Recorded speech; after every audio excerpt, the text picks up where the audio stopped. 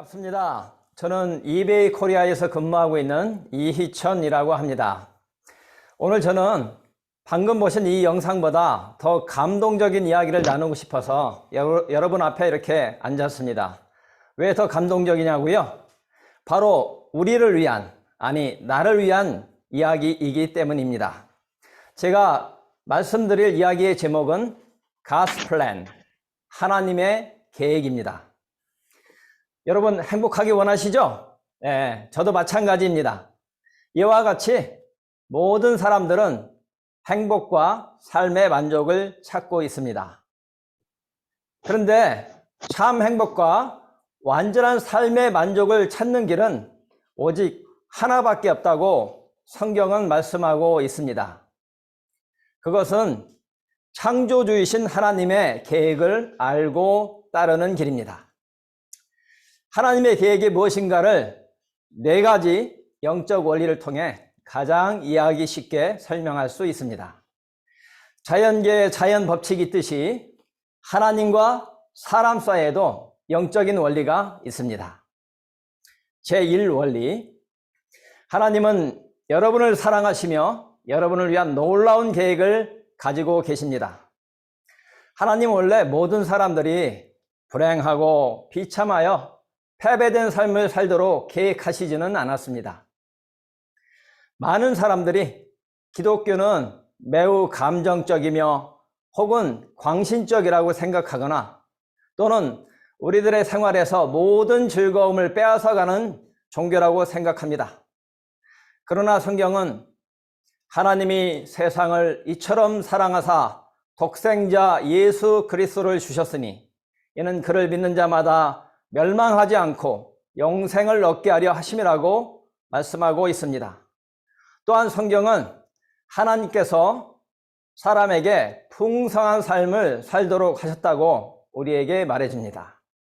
그 삶이란 참으로 알차고 의미 있는 삶을 말합니다. 그리스도께서 말씀하시기를 내가 온 것은 여러분으로 생명을 얻게 하고 더 풍성히 얻게 하려는 것이라고 하셨습니다. 그런데 이상하죠? 왜 많은 사람들이 이 풍성한 삶을 누리지 못하고 있을까요? 제2원리, 그 이유는 사람은 죄에 빠져 하나님을 떠나 있습니다. 그러므로 하나님의 사랑과 계획을 알 수 없고 또 그것을 체험할 수 없습니다. 성경은 모든 사람이 죄를 범하였음에 하나님의 영광에 이르지 못하더니라고 했습니다.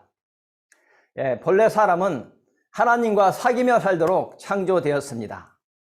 그러나 사람은 자기 마음대로 살려고 했기 때문에 하나님과의 사귐은 끊어지고 말았습니다. 이렇게 하나님 없이 자기 마음대로 사는 사람은 적극적일 때는 하나님께 반항하게 되며 소극적일 때는 하나님에 대해 무관심하게 되는데 이것이 바로 성경이 말하는 죄의 증거입니다. 성경은 말하기를 죄의 싹슨 사망이라고 했습니다. 여기서 사망이란 영적으로 하나님으로부터 떠나 있는 상태를 말합니다. 자, 한번 깊은 계곡을 머릿속에 그려봅시다. 한쪽에는 하나님이 계시고 다른 한쪽에는 사람이 있습니다. 하나님은 거룩하시며 사람은 죄에 빠져 있습니다. 그리하여 이 둘 사이에는 커다란 간격이 생겼습니다. 사람들은 끊임없이 선행, 철학, 종교 등 자기 행위로 하나님께 도달하여 풍성한 삶을 누려보려고 애쓰고 있지만 이것은 전혀 불가능한 것입니다. 인류 역사상 가장 위대한 철인의 한 사람인 성 어거스틴은 오 하나님, 주님은 주님을 위하여 우리를 만드셨습니다. 그러므로 우리가 주님 안에서 안식처를 얻을 때까지 우리의 마음은 평안을 얻지 못하나이다 라고 말했습니다. 또한 위대한 물리학자이자 철학자인 파스칼은 말하기를 모든 사람의 마음속에는 하나님이 만드신 하나의 공백이 있다. 이것은 어떤 피조물로도 채워질 수 없고 오직 예수 그리스도를 통해 하나님에 의해서만 채워줄 수 있다고 말했습니다. 이처럼 하나님과 사람 사이에 죄로 말미암아 생긴 간격을 이어주는 유일한 길을 제3원리에서 설명해 주고 있습니다. 제3원리, 예수 그리스도만이 사람의 죄를 해결할 수 있는 하나님의 유일한 길입니다. 여러분은 그를 통하여 여러분에 대한 하나님의 사랑과 계획을 알게 되며 또 그것을 체험하게 됩니다. 성경은 우리가 아직 죄인 되었을 때에 그리스도께서 우리를 위하여 죽으심으로 하나님께서 우리에 대한 자기의 사랑을 확증하셨느니라고 했습니다. 자, 그럼 지금까지 아무도 할 수 없었던 일, 즉 이 거룩하신 하나님과 죄에 빠진 사람 사이에 다리를 놓아주는 능력을 가진 예수 그리스도, 이분은 누구일까요? 예수님의 생애, 그가 행하신 모든 기적, 그가 하신 말씀, 십자가상에서의 죽으심, 부활, 승천, 이 모든 것은 그가 단순히 한 사람이 아니고 사람 이상의 존재라는 것을 가르쳐 주고 있습니다. 그는 이렇게 주장하셨습니다. 나와 아버지는 하나이니라. 나를 본 자는 아버지를 보았느니라. 예수님께서 자기 자신이 하나님이라고 말씀하신 것을 생각해 보는 일은 매우 흥미있는 일입니다. 그는 자기가 삶의 새로운 방향을 제시해 주는 길이라고 하셨습니다. 흥미롭게도 그의 말씀이 전파된 곳마다 삶의 새로운 방향과 소망과 목적이 생겼습니다. 그리스도는 그저 죽으신 것이 아닙니다. 그는 죽음에서 살아나셨습니다.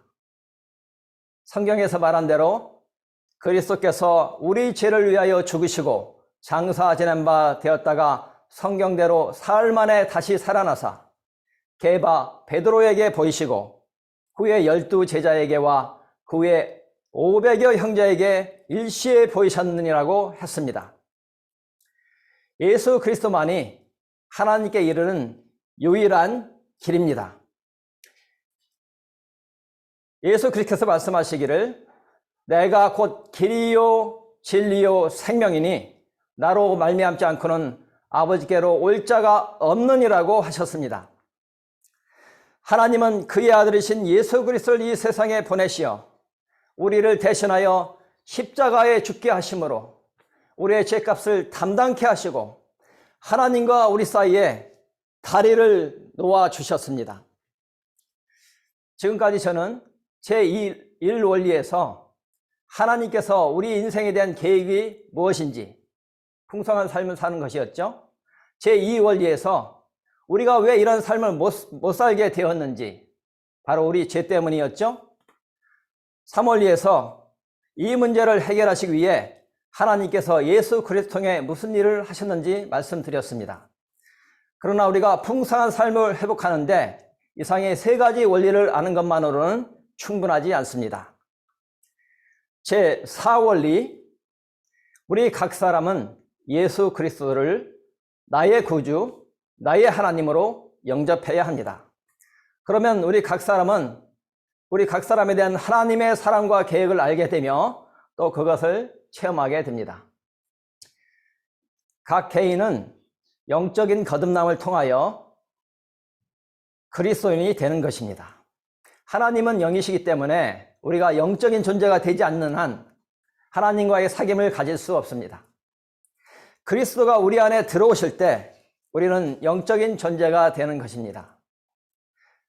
그래서 그리스도가 우리 안에 들어오시기 전에는 우리는 하나님을 이해할 수도 없고 우리를 위한 하나님의 목적에 대해서 아무것도 알 수 없으며 성경은 그저 지루하고 재미없는 책에 불과합니다. 그러므로 우리는 예수 그리스도를 영접해야 합니다. 영접하는 자, 곧 그 이름을 믿는 자들에게는 하나님의 자녀가 되는 권세를 주셨으니라고 약속했습니다. 그러면 보이지 않는 예수님을 우리가 어떻게 영접할 수 있을까요? 첫째, 우리는 믿음으로 예수 그리스도를 영접합니다. 너희가 그 은혜에 의하여 믿음으로 말미암아 구원을 받았으니 이것이 너희에게서 난 것이 아니요 하나님의 선물이라. 행위에서 난 것이 아니니 이는 누구든지 자랑치 못하게 하려 함이라고 했습니다. 또한 우리는 각자의 초청으로 예수 그리스도를 영접합니다. 예수 그리스도께서 말씀하시기를 볼지어다 내가 문 밖에 서서 두드리노니 누구든지 내 음성을 듣고 문을 열면 내가 그에게로 들어가 그로 더불어 먹고 그는 나로 더불어 먹으리라고 말씀하셨습니다. 그리스도를 영접한다는 뜻은 나 중심에서 하나님 중심으로 바꾸는 것이며 내 안에 들어오셔서 내 죄를 용서하시고 그분이 원하시는 사람이 되도록 나를 그리스도께 맡기는 것입니다. 예수 그리스도의 말씀에 지적으로 동의한다든가 감정적인 경험만으로는 충분하지 않습니다. 우리는 의지의 행위인 믿음으로 예수 그리스도를 영접합니다. 자, 여러분이 보시는 화면에는 두 종류의 사람을 나타내는 두 개의 그림이 있습니다. 이 두 그림 가운데에는 우리의 삶을 주관하는 중심이 있습니다. 지금 의자로 표현되고 있는데요.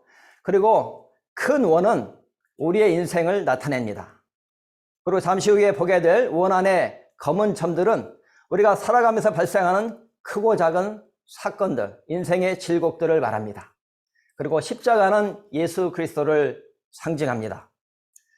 첫 번째 그림은 내가 나의 주인인 사람입니다. 내 인생의 왕좌에 나 자신이 앉아 있으며 그리스도는 내 인생의 밖에 계십니다. 모든 일을 나 자신이 주관하므로 자주 좌절과 혼란에 빠집니다. 많이 경험하셨을 겁니다. 두 번째 사람은 그리스도가 나의 주인인 사람입니다. 내 인생의 왕좌에 그리스도가 앉아 계시며 나는 내 인생의 왕좌에서 내려와 모든 것을 그리스도께 맡겼습니다. 모든 일을 그리스도께서 주관하심으로 하나님의 계획과 일치된 삶을 살게 됩니다. 각 사람은 모두 이 두 그림 중 하나에 속해 있습니다. 자, 이제 두 가지 중요한 질문이 있는데요. 첫째, 두 그림, 어느 그림이 여러분의 삶을 잘 나타내고 있습니까? 왼쪽, 오른쪽. 둘째, 여러분은 어느 그림에 속하게 되기를 원하십니까? 왼쪽입니까? 오른쪽입니까? 만일 여러분이 그리스도를 여러분의 삶의 중심에 모시기를 원하신다면 여러분은 바로 지금 이 자리에서 기도로 그리스도를 영접할 수 있습니다. 기도는 하나님과 이야기하는 것입니다. 그리스도께서 여러분의 중심에 들어오시도록 간절한 마음으로 기도하십시오. 하나님은 우리의 중심을 알고 계십니다. 그래서 입으로 하는 말보다는 중심의 태도를 보고 싶어 하십니다. 이렇게 기도해 보십시오. 주 예수님, 나는 주님을 믿고 싶습니다. 십자가에서 죽으심으로 내 죄값을 담당하시니 감사합니다. 지금 나는 내 마음의 문을 열고 예수님을 나의 구주, 나의 하나님으로 영접합니다. 나의 죄를 용서하시고 영생을 주심을 감사합니다. 나를 다스려 주시고 나를 주님이 원하시는 사람으로 만들어 주옵소서. 예수님의 이름으로 기도합니다. 아멘. 자, 이 기도가 여러분의 마음에 드십니까? 네. 그렇다면 바로 지금 이 기도를 드리십시오. 그러면 예수 그리스도는 그가 약속하신 대로 여러분의 마음 안에 들어오실 것입니다. 자, 오늘 제가 이야기한 것에 대해서 여러분 중에서는 예수 그리스도를 영접한 분도 계실 것이고 영접했는지 안 했는지 잘 모르겠다 하는 분도 계실 것입니다. 저는 하나님에 대해서 소개해 왔습니다. 자, 이제 기도로 하나님과 이야기합시다. 제가 조금 전에 말씀드린 영적 기도문을 그대로 반복하겠습니다. 만약 이 기도가 그리스도를 향한 여러분의 마음을 나타내고 있다면 여러분은 바로 지금 앉아있는 그 자리에서 마음속으로 기도하시기 바랍니다. 기도할 때 단지 입으로만 기도해서는 그리스도가 우리 안에 들어오시게 할 수 없습니다. 믿음을 가지시고 진실한 마음으로 기도하시기 바랍니다. 그리스도께서는 내가 문 밖에 서서 두드리노니 누구든지 내 음성을 듣고 문을 열면 내가 그에게로 들어가라고 약속하셨습니다. 그리스도께서 하실 수 없는 단 한 가지 일이 있다면 거짓말입니다. 여러분이 그리스도를 여러분 안에 초청하는 기도를 할 때 그리스도가 그가 약속하신 대로 여러분 안에 들어오실 것을 단순히 믿으시기 바랍니다. 그는 여러분이 믿을 수 있는 유일한 분이십니다. 이제 제가 기도문을 따라 한마디씩 기도할 때 여러분은 마음 중심으로 저를 따라서 기도해 주시기 바랍니다. 다 같이 머리 숙여 기도하시겠습니다. 주 예수님, 나는 주님을 믿고 싶습니다. 십자가에서 죽으심으로 내 죄값을 담당하시니 감사합니다. 지금 나는 내 마음의 문을 열고 예수님을 나의 구주, 나의 하나님으로 영접합니다. 나의 죄를 용서하시고 영생을 주심을 감사합니다. 나를 다스려 주시고 나를 주님이 원하시는 사람으로 만들어 주옵소서. 예수님의 이름으로 기도합니다. 아멘. 네, 잘하셨습니다.